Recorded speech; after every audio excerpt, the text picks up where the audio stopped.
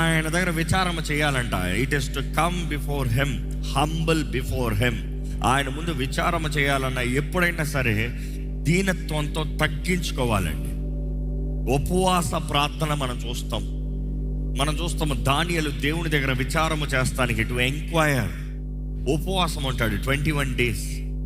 It is to humble. ఈరోజు మనం చేసేది కూడా అదే. మన భయాలన్నీ తొలగిపోయినట్లుగా, మనలో ఉన్న అన్సర్టనిటీస్ అన్ని తొలగిపోయినట్లుగా, మనము నిశ్చయత కలిగిన వారిగా, దృష్టి కలిగిన వారిగా, ధైర్యముతో ఈ నూతన సంవత్సరంలో స్వతంత్రించుకోవాలంటే దేవుని దగ్గర విచారం చేయాలి. ఎక్కడ ఆయన ఇంకా ఆ మాట చదవండి, 5వ వచనం 6వ వచనం కూడా చదవండి. వారు ఆయన తట్టు చూడగా వారికి వెలుగు కలిగెను, వారి ముఖములు ఎన్నడను లజ్జింపకపోవును.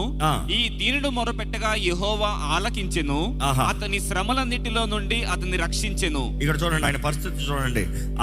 those who look at him are radiant, their faces are never covered.